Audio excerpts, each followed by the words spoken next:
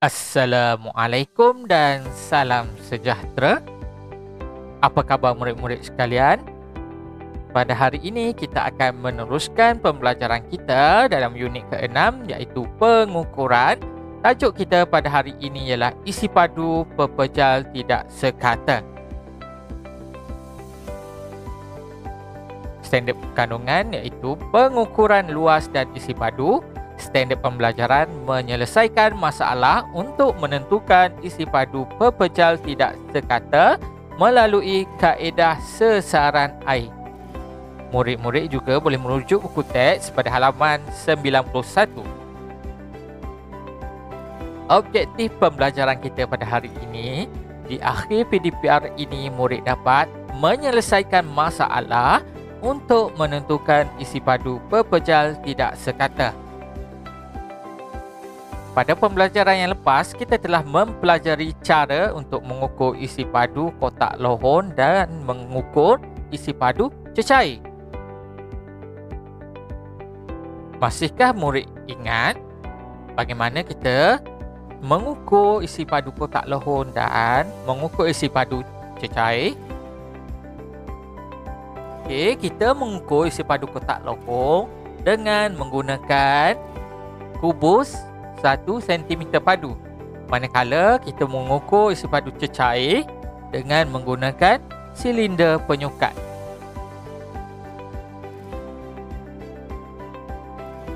Jadi bagaimanakah pula isi padu pepejal tidak sekata ditentukan? Macam mana pula kita nak mengukur isi padu pepejal tidak sekata? Okey.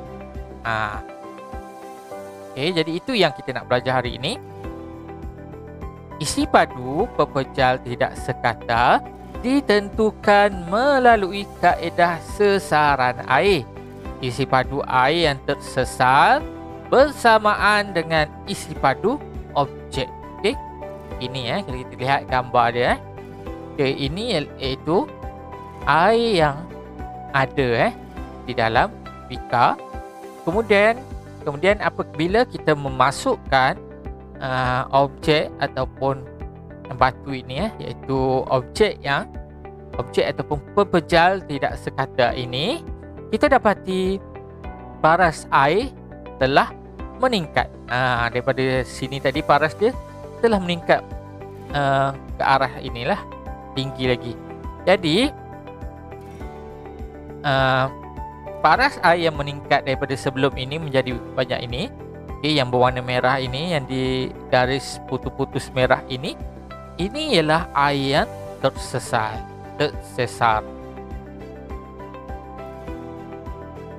Okey, kaedah sesaran air. Okey, kaedah pertama, kita ada dua kaedah dalam kita menentukan isi padu pepejal tidak sekata. Okey, yang pertama iaitu kaedah pertama kita. Macam mana caranya? Okey, kita menggunakan silinder penyukat. Silinder penyukat iaitu yang pertama, kita mengisi dahulu cecair di dalam silinder penyukat. Jadi air yang diisi itu merupakan bacaan isi padu awal. Kemudian kita memasukkan sesuatu objek sekata, objek pepejal tidak sekata ke dalam silinder penyukat yang mengandungi air tersebut.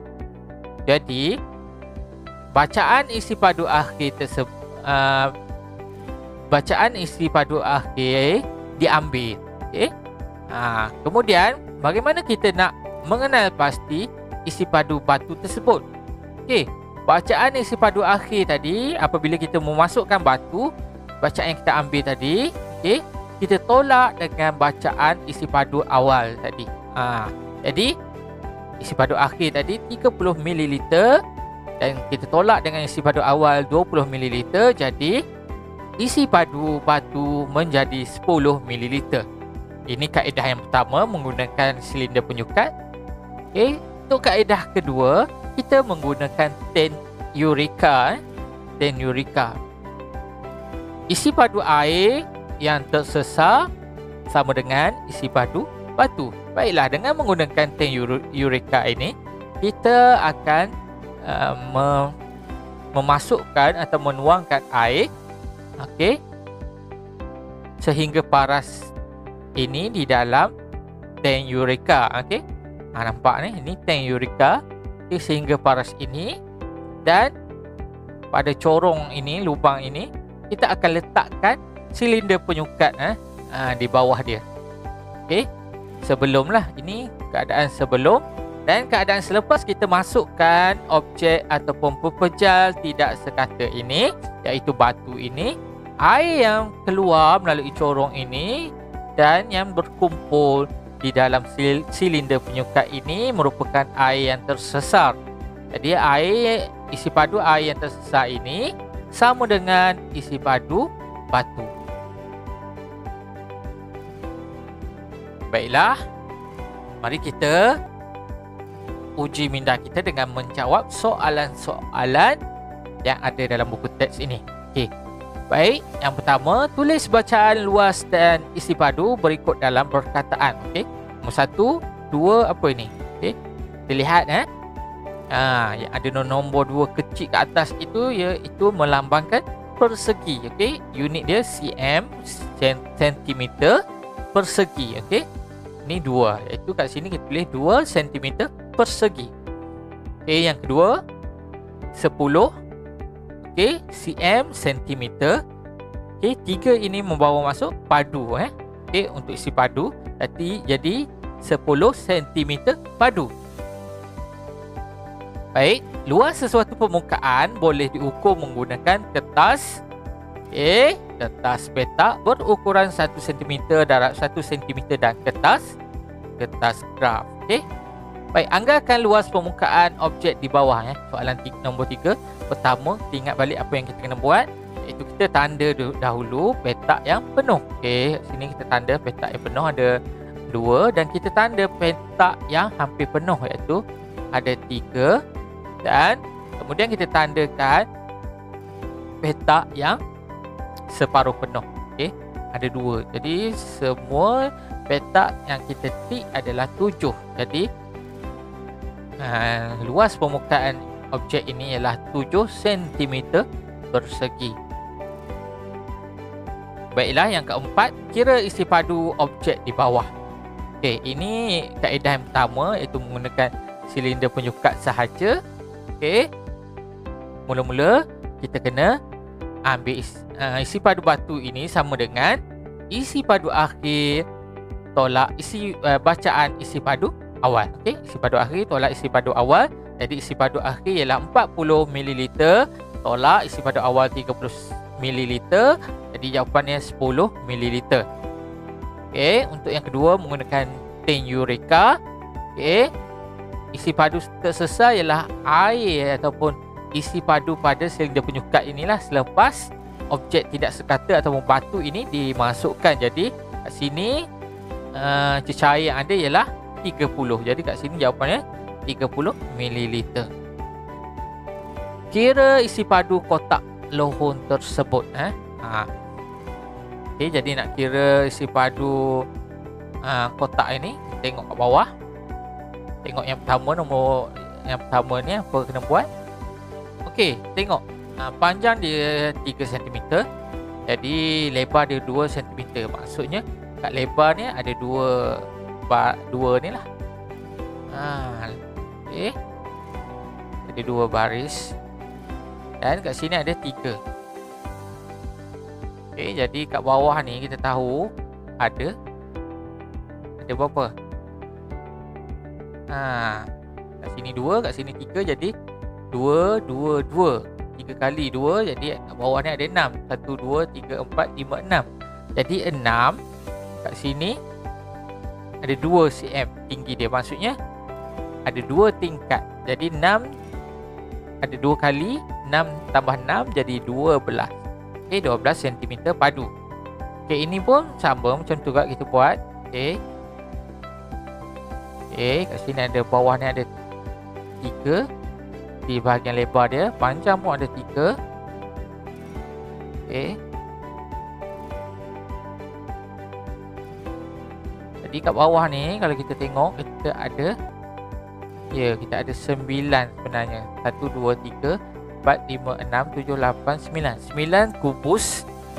Okey, 1 cm, 1 cm padu yang kita boleh letakkan di bahagian bawah.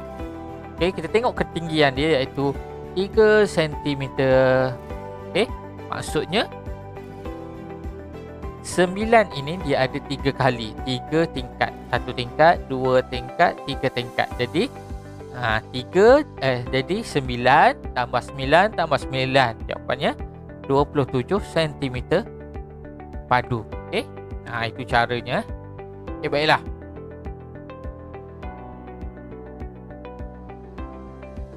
Okey.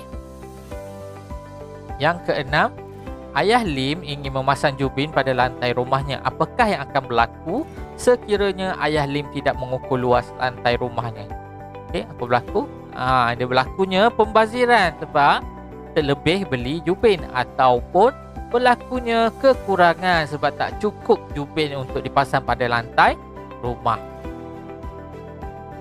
Soalan kebat, bagaimanakah mengukur isi padu sebatang paku menggunakan alatan di bawah sahaja? Okey, jadi kita tak ada silinder penyukat.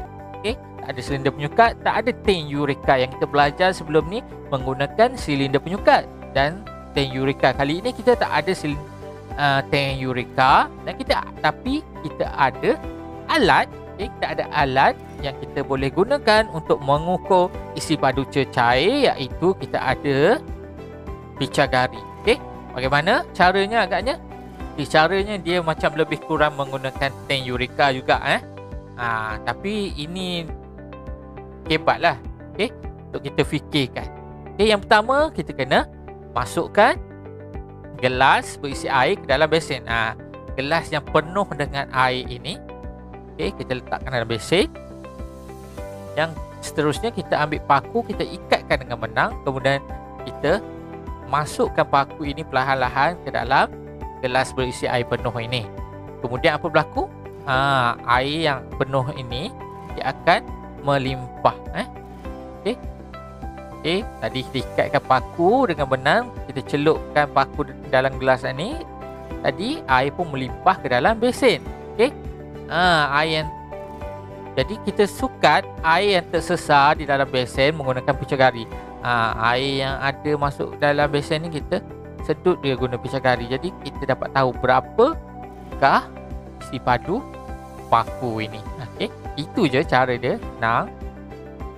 Okey, latihan hari ini kaedah mengukur isi padu cecair, isi padu cecair dan mengukur isi padu pepejal tidak sekata. Okey, boleh rujuk buku aktiviti muka surat 57 dan 62. Okey, baik, untuk muka surat muka surat 58 lengkapkan ayat dengan jawapan yang betul. Okey, pilihlah jawapan kat sini. Kita ada 4, pilih, baca dan pilih dengan situasi yang sesuai lah. Kat sini dia nak, okey, dia ingin mengukur isi padu kotak lohong. Jadi apa yang kita gunakan? Kat sini pula mengukur isi padu air kotak. Apa kita gunakan? Jadi kita dah belajar. Ini dia nak ukur isi padu batu. Apa yang boleh kita gunakan? Ada 2 kaedah kat sini. Okey. Seterusnya muka surat 59. Mengukur isi padu cecair. Tandakan betul bagi alat yang boleh mengukur isi padu cecair. Okey. Tandakan T untuk alat yang boleh ukur isi padu cecair. Okey. Ini pun kita dah belajar. Okey, isi padu. Kemudian ini pilih. Okey, kita sambung garis putus untuk menunjukkan arah semata yang betul. Yang ini ke yang ini? Ini. Okey, satu saja untuk kita sambung garis-garis dan jelaskan kenapa kita pilih yang itu, mata itu. Okey, muka surat 60, isi padu cecair. Okey, susun kaedah mengukur isi padu menggunakan silinder penyukat dengan menulis nombor 1 hingga 4. Kemudian pilih dan tulis penerangan yang betul bagi setiap gambar. Okey, pertama kita tulis yang mana langkah yang pertama. Okey, contoh ini langkah pertama. Tulis yang pertama kat sini dan apa penyataan dia. Okey. penerangan dia. Ambil, tulis kat sini balik. Ambil, ni nombor berapa? Nombor 3, nombor 4 ke? Tulis. Ambil yang mana, letak sini. Okey. Dan muka surat seterusnya 61, mengukur isi padu pembeja tidak sekata. Okey, ini kita kena tulislah. Aisyah menggunakan untuk mengukur isi padu spana. Dia nak digunakan apa? Bacaan isi padu awal air ialah Aisyah menggunakan untuk mengikat spana. Digunakan apa? Okey. Bacaan isi padu akhir ialah berapa isi padu akhir dia? Kemudian kiralah. Kira isi padu spana iaitu bacaan isi padu akhir tolak bacaan isi padu awal. Akhir ni tolak awal. Tulis kat sini apa nilainya dan apa jawapan dia. Tulis kat sini. Sesaran air, muka surat 62. Air ni menggunakan kaedah sesaran air untuk mengukur isi padu objek yang berikut. Lengkapkan jadual di bawah. Okey. Okey, ini objek. Okey, ada mangga, ada skru dan ada ladung. Jadi baca kat sini berapakah dia punya isi padu air yang tersesar ni. Okey, isi padu air yang disesarkan ini merupakan isi padu bagi objek inilah. Okey. Jadi setakat itu saja pada hari ini. Okey, terima kasih kerana sudi menonton video ini. Sila like, komen nama dan nama sekolah anda dan jangan lupa share juga video ni. Jumpa lagi pada pembelajaran yang akan datang. Bye. Jika telah selesai menonton, sila komen nama dan kelas anda di bawah.